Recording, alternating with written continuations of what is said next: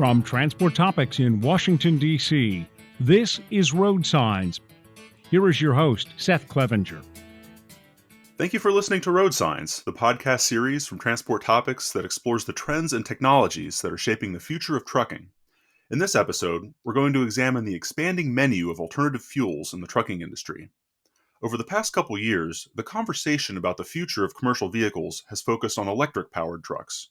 Truck manufacturers have been making significant investments in battery electric vehicle technology, and they've begun to introduce their first electric models as they prepare for commercial rollouts. But will there continue to be a place for other alternative fuels to diesel, such as natural gas? And how will the alternative fuels landscape evolve in the future? We'll set out to answer those questions in this episode. To learn more, we're going to speak with two alternative fuel experts. Later in the program, we'll hear from Stuart Weidie, president of Alliance Autogas, a nationwide propane autogas fueling network. But first, we're excited to welcome Chad Lindholm, vice president of natural gas provider Clean Energy. Thanks for joining the program, Chad. Thanks for having me. So in recent years, there's been a significant movement within the trucking industry to explore and implement cleaner fuels. And natural gas is currently the largest alternative to diesel that's out there. But truck manufacturers and many of their tier one suppliers have been investing heavily in bringing electric-powered trucks to market. So I want to ask you, Chad, how do you see alternative fuels evolving in the years ahead within the trucking landscape? Do you see a place for both natural gas and electric, as well as potentially other power sources? Well, that's a good question, Seth, and we get it asked often and talk about it certainly with customers and internally as a company.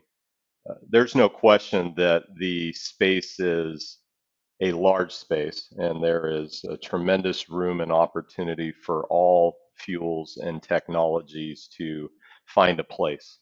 We think here at Clean Energy that it really comes down to the right fuel for the right application, and that not only will include, what we're seeing with some evolution of the electric space, but also the notes on hydrogen that are coming out. There's more exciting news around natural gas hybrid technology that we're heavily involved in, certainly on the renewable natural gas front. So, at the end of the day, we look at this space as, depending on numbers you pull, something around a 35 billion gallon per year market in terms of consumption. And in a normal year, as your listeners are aware, there's north of, there was a run rate north of 250,000 trucks being ordered. So plenty of room out there, and we look forward to continuing to, provide our solution to a number of fleets across the nation. I think it's interesting to see this this menu of different fueling options begin to emerge, and we'll see how it all plays out in the years ahead. But I'm curious to hear your thoughts on what you're hearing from your customers. What are the primary factors that are driving interest in natural gas right now?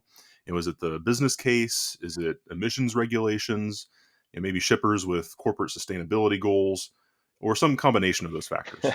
No question, there's a combination, and different fleets and interested parties weigh each one differently. So each discussion is unique and tailored to that individual fleet. But at the end of the day, we believe fleets are looking for certainty and they're looking to minimize risk. And what we mean by that is, a technology that's proven, that's here today, that has a robust supply chain with known channel partners that can not only deliver the product, but also service and support it. And that's where we feel natural gas engine and truck technology certainly delivers for these fleets.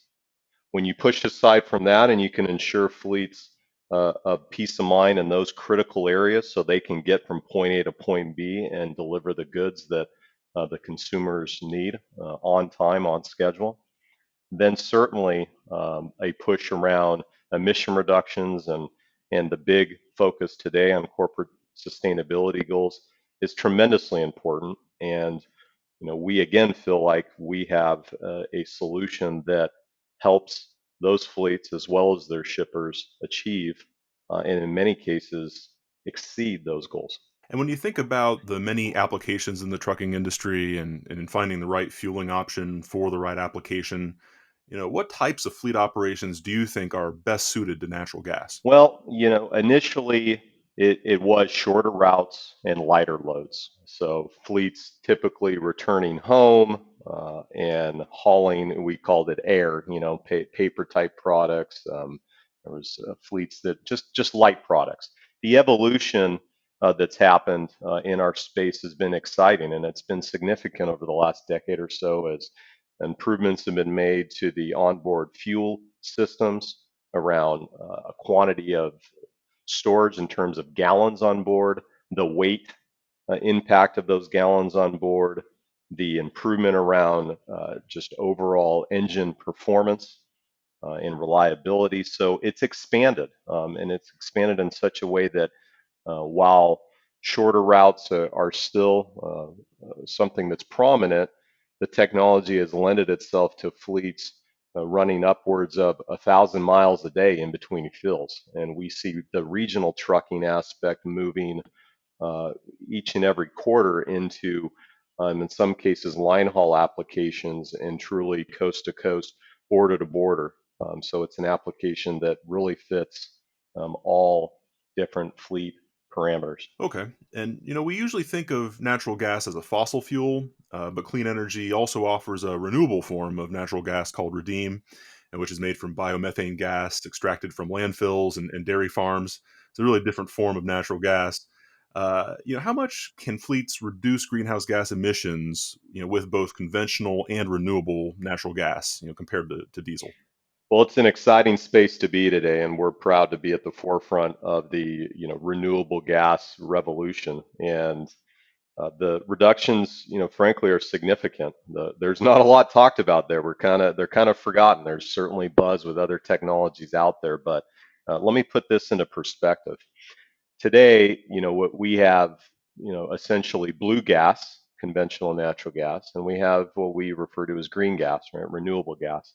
Conventional blue gas provides right out the gate, in most cases, a 30% reduction in greenhouse gases as compared to diesel. Green gas, on the other hand, can provide as much as a 250% reduction. I didn't misspeak there. It's a 250% reduction, and there's a new buzzword that's starting to catch on in circles, and it's referred to as a carbon negative fuel.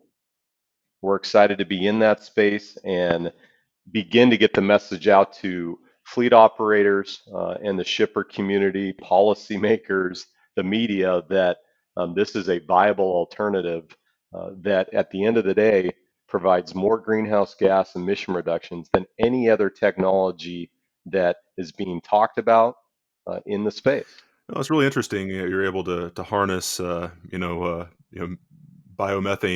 as the source of the fuel here.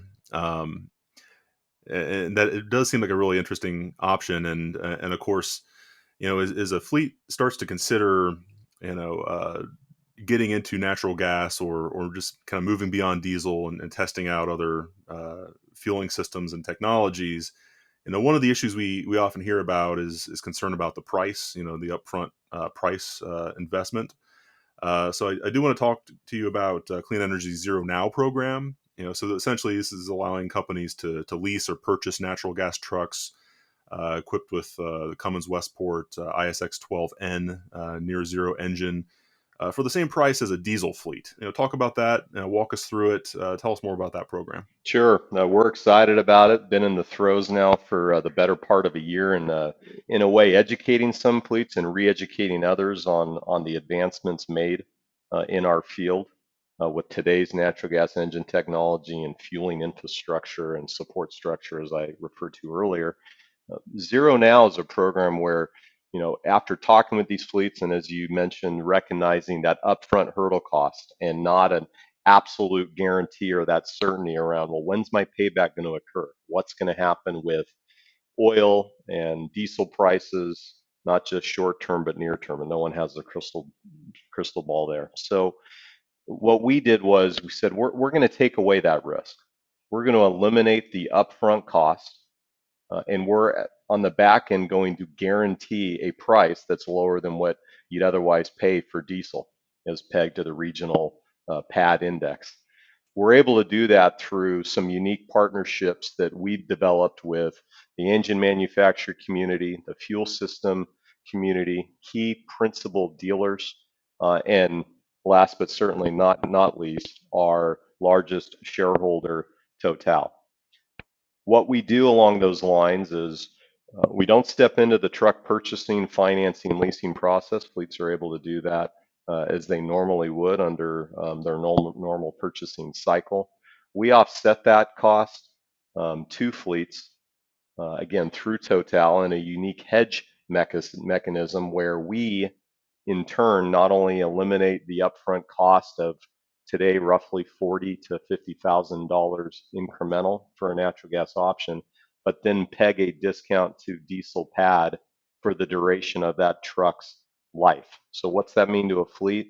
They have day one savings that are guaranteed and are guaranteed in the long term. If a fleet's running these trucks in California, for instance, and today paying, on the pad price, $3.25 a gallon for diesel. In most cases, they're paying around $2 for natural gas.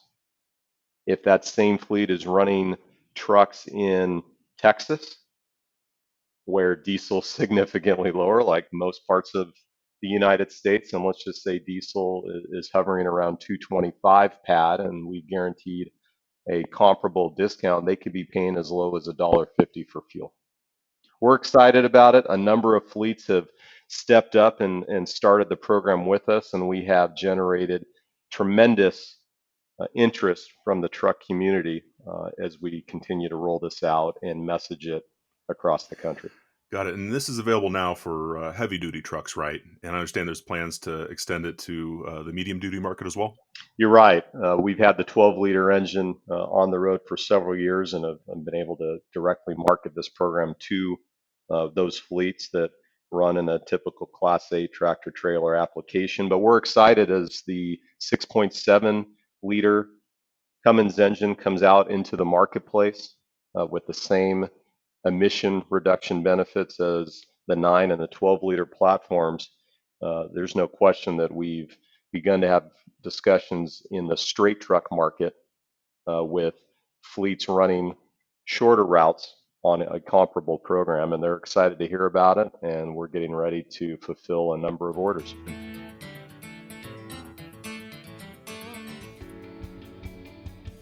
Join Transport Topics in celebrating trucking's frontline heroes.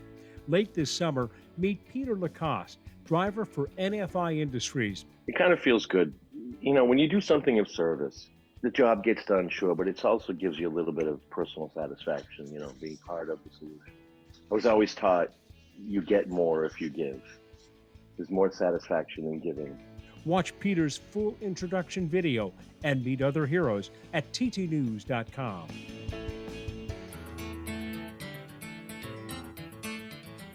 Natural gas trucks have been in the marketplace now, in significant numbers for some time now. It's been a number of years. So I'm wondering how much of a used market has emerged at this point for natural gas trucks. I know there's long been sort of an unanswered question about that, but what are you seeing on that front?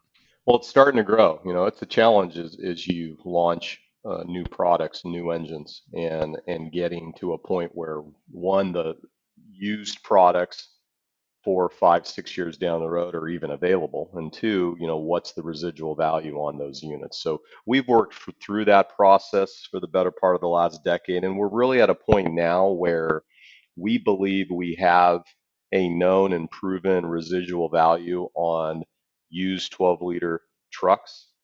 And we're seeing a couple hundred of these right now. We certainly hope more of that increases in time as more new truck orders come on, but we're seeing a few hundred of these trucks come into the market space on an annual basis. We get pretty involved in the process of helping fleets on the front end find users on the back end and kind of play the middleman to ensure that truck finds a secondary life so we can be a fuel partner for that new fleet.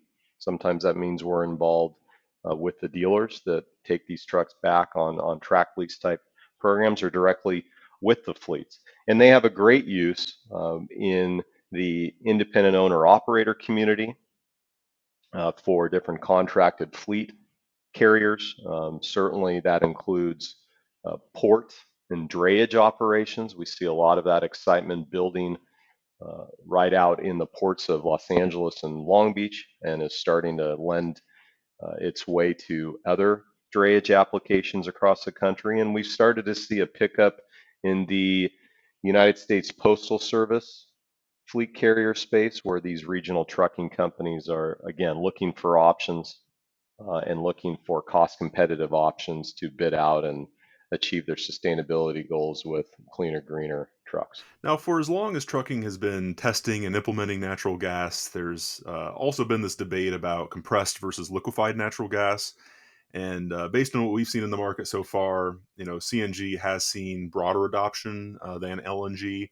But what's the current demand breakdown between those two options at Clean Energy? Well, Seth, we've done both, and we can kind of sit here, and you can argue all day long on the virtues of one versus another. But no one else really is dug in there and deep on both technologies. They're both great technologies from a building and running stations, from delivering product to the end user, in our case being the truck fleet. There are some considerations, and as I mentioned earlier, right fuel for the right application, that certainly can be applied to the CNG and LNG discussion. But what we do see today is about an 80-20 split, 80% CNG truck orders, 20% LNG truck orders. Historically, that had somewhat been driven by the nature of the regional trucking and shorter routes, where CNG certainly made a lot of sense, and you didn't need all the storage on board and then have to be concerned about weight impacts. As trucking becomes available natural gas and there's more interest in line haul and, as I mentioned earlier, coast to coast, border to border, I think you'll see that 80-20 split shift slightly. Who knows where it'll ultimately end up? But you'll see some LNG truck deployments start to happen for range reasons, for access to fueling infrastructure that's already built, and maybe some other considerations that fleets have out there. And what we look at here at Clean Energy is, again, because we do both fuels, we're going to present a fleet with both options and ultimately let them make the decision that best suits their needs. Sure. Now, before I let you go, Chad, I would like to hear your thoughts on, where you see the trucking industry headed in the future as we implement alternative fuels and continue to push to reduce emissions. What do you think commercial trucking is going to look like 10 years from now? Wow. Well, I don't want to speak for our trucking customers, but I guess I'll give a bit of our perspective as a natural gas fuel provider. Certainly, there's going to be a diversified approach that these fleets, we believe, are going to look at with fuels and technologies. And instead of having all your eggs in one basket with a traditional diesel fuel product that's powered the industry for the last umpteen decades, there's going to be a mix. And that is going to be a unique challenge, but also a great opportunity for these fleets out there, depending on the duty cycle of the application they have, the type of routes they have, the type of products that they're delivering. And we really see that we are going to continue to work with fleets that are going to have a mixed portfolio. And that, in our view, is a good approach to have as a fleet as you're looking at deleveraging risk and looking at technologies and looking to maximize your service levels while keeping your costs in line over the long term. Yeah, well, it's certainly going to be fun to watch this all develop in the years ahead as we see fuels and power sources other than the traditional diesel really begin to garner a larger share of the trucking market. I do think that's a good stopping point, though. So I'd just like to thank you again, Chad, for joining the podcast and sharing your insights. We really appreciate it. My pleasure, Seth. Thank you.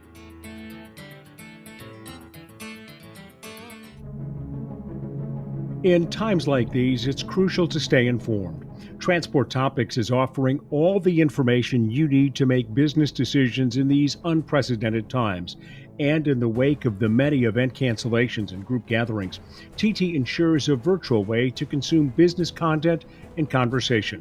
To join the conversation and stay ahead of the news, follow Transport Topics on all social outlets or by visiting ttn.ws/stay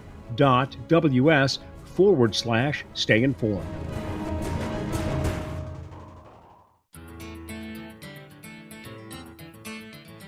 Next on Road Signs, we're excited to welcome Stuart Weidie, CEO of Blossman Gas and President of Alliance Autogas, a nationwide autogas fueling and vehicle network. Thanks for joining the program, Stuart. My pleasure. Happy to be here. So in recent years, there's been a lot of conversation and investment in fuels other than diesel within the trucking industry. Several years ago, there was an intense focus on natural gas, and now the conversation has turned mostly to electric-powered trucks. But in this episode, I wanted to take a look at some of the other alternatives that are out there, and one of those alternatives is propane autogas. Now, I'm sure that some of our listeners don't know much about propane as a vehicle fuel, so could you just start out by telling us what it is and how it works? Well, first of all, propane is a domestically produced fuel here in the United States. It comes as a byproduct of natural gas refining, and about 15 to 20% of it is from oil refining. We've got a network of 75 million miles of pipelines spread around the United States, in addition to rail systems and other methods to get the product around the country. It's a 110 plus year old fuel. And maybe that's part of our problem. I often call a propane the stealth fuel because it's ubiquitous in many ways, but not many people have heard about it, especially as a transportation fuel.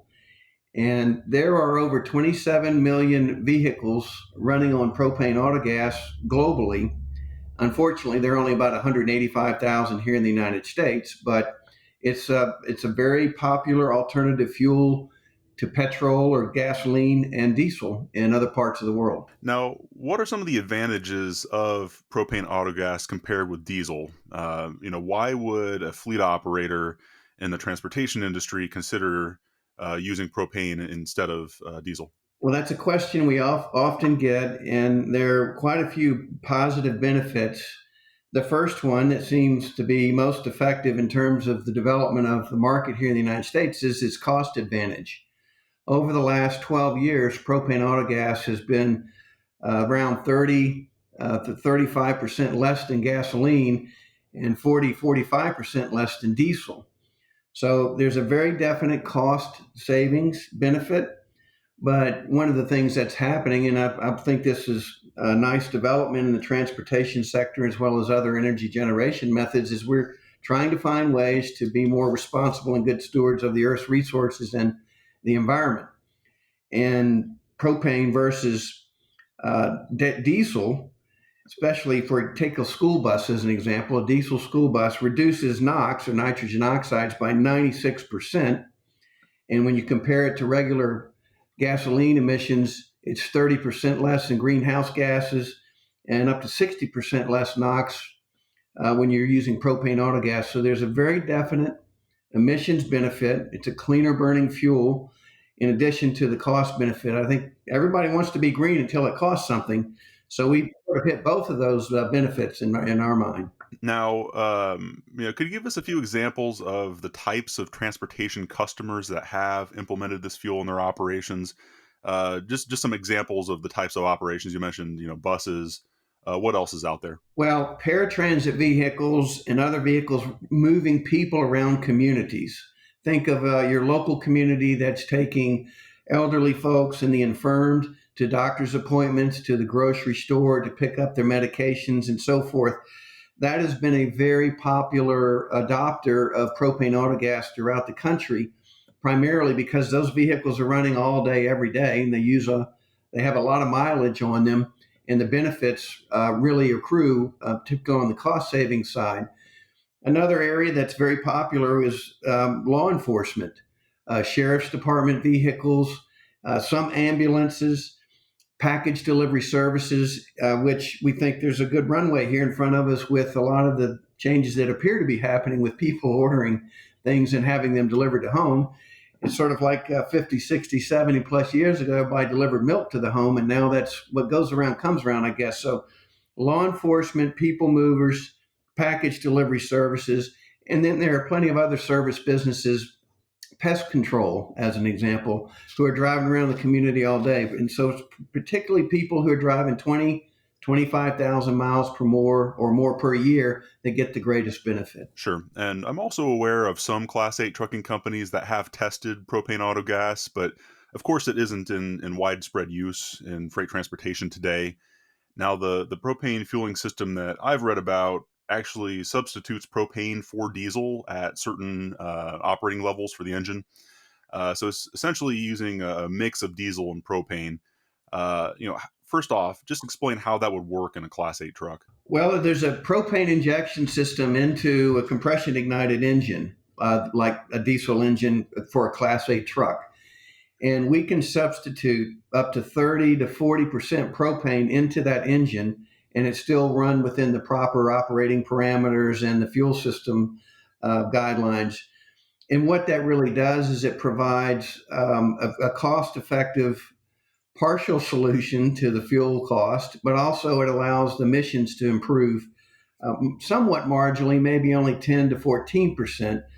But you can't put 100% today diesel engine and have it replaced with propane because CT rating is very important to a compression ignition engine, and that's not exactly what is possible right now. And so we're looking at Class 2 through 7 vehicles. So think of beverage delivery vehicles around the community. Those are perfect applications. Right. That are diesel now that can be propane autogas. No, it's always makes sense, of course, to look at the applications that are best suited to the alternative fuels that are out there, and those are good examples of where it might make the most sense. Now, are these fueling systems generally going to be retrofitted, or is there an option to? Are there any factory options at this point? And also for a retrofit, how does that play out in terms of engine warranties? I know that for certain large fleets, I mean, that's always going to be a big concern. There are OEM options here in the United States, and Roush Clean Tech is a Ford OEM option. They're working with Ford Motor Company to make F-250s up through the F-750 commercial vehicles. But primarily the market is aftermarket, and globally around 80% of the market is aftermarket conversions. And that's a great question about the warranty. So the Magnuson-Moss Act requires that if you have an EPA certification, it does not void the manufacturer warranty. So not only does the manufacturer warranty still stay in place, if anything happens that was a cause of our system in Alliance Autogas, we have a 5-year, 100,000-mile warranty.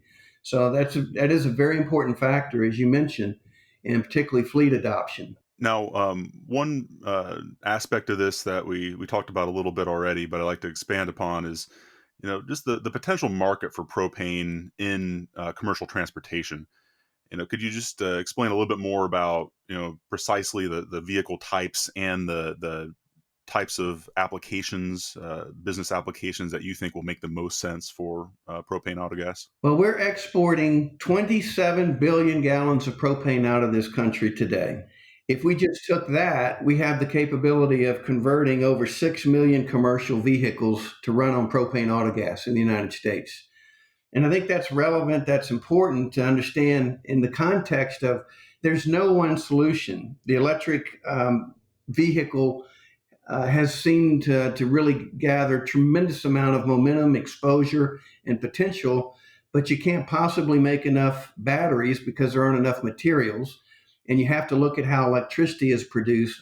So in this country, we really need to take a more holistic, I would call it a trans-rational approach, and convert 6 or 7 or 8 million vehicles to autogas, the same for natural gas vehicles and appropriate applications, which is very small routes, garbage trucks, local buses, transit authorities, and then have where it fits appropriately the electric vehicle. But keep in mind, the electric vehicle has issues with weight and the load that they can carry. So there'll be applications for a number of options, and we can't think one option is going to solve all of our problems. That's one of the fallacies that I see repeatedly when I go to transportation conferences. Is everybody there thinks their option can solve all the problems. We need to all work together with multiple options, and really, diesel is what we need to eliminate primarily. That's really interesting because I would say that within the last just few years, we've seen the OEMs and a lot of the tier one suppliers have been, as we all know, investing heavily in battery electric, and that's pretty much offered as the propulsion system of the future. Of course, there's continued investment in refining diesel engines, of course, which aren't going away soon. But there's also natural gas out there, and your argument is that rather than just trying to convert all diesels to electric over time, you see a place for multiple fuel options for different applications across the industry. That's the only option as I see it. Just as an example, for one electric battery, it takes 1,000 pounds of weight. It's 500,000 pounds of raw materials that get processed to produce that battery. And those work, but they're very difficult to scale to everything. So I know that the OEMs and many others, and look at some of the companies that have been created, have larger values like Tesla than GM and Ford combined. They're very popular, but in terms of scaling these options out for everything, it's just not possible. We would have to increase by 14 times the expansion of our electric grid system of over the next 40 years in order to accomplish that versus what we've done in the past 60 years. So a dose of realism is important, and there needs to be a general mix of all these things. Well, I appreciate that, Stuart. Before I let you go, just we're going to give you a final opportunity to offer up any additional thoughts on where you see commercial transportation heading in the future, and any additional thoughts you have on where we stand with the future of fuels in commercial transport. Thank you for asking. It's a question that's very important. First of all, I'm a great believer in hybridization. We should have electric batteries with some sort of internal combustion or turbine engine recharging the battery along with regenerative braking on the vehicles. That is the perfect combination and leads us into the future. Maybe it's not as sexy as being all electric. The second thing is I think our country needs to invest in renewable liquid fuels. One of the things that is often misunderstood, in 1970, a vehicle's emissions compared to one today is 99% less today than it was in 1970. And from going simply from port injection to a direct injection to other turbine and turbocharging options that are going to happen into the future, we're going to see internal combustion engines get better and cleaner and more efficient. So the internal combustion engine is not dead. So when you put it in conjunction with the smaller electric battery, doesn't require as many materials and renewable liquid fuels, I think we have a great opportunity to make tremendous impact on the cost, but improve our environment and deal with the climate issues that are facing our nation and the globe. Well, I think that's an excellent stopping point, and I'd just like to thank you again, Stuart, for joining the podcast and sharing your insights. We really appreciate it. Thank you so much, Seth. Enjoyed it. Did you know you can ask Alexa to open Transport Topics? In just 1 minute, you will hear the biggest trucking headlines of that day. Be prepared and start your morning off right with Transport Topics. Before we close, let's take a moment to revisit our original question. As electric trucks gain momentum, will other alternatives to diesel continue to have a place in the trucking industry? It's becoming increasingly clear that electric-powered trucks will become an important part of freight transportation in the years ahead. But, as we've heard from our guests, other alternative fuels may also have a role in the industry's future. Right now, natural gas remains the primary alternative to diesel on the market today.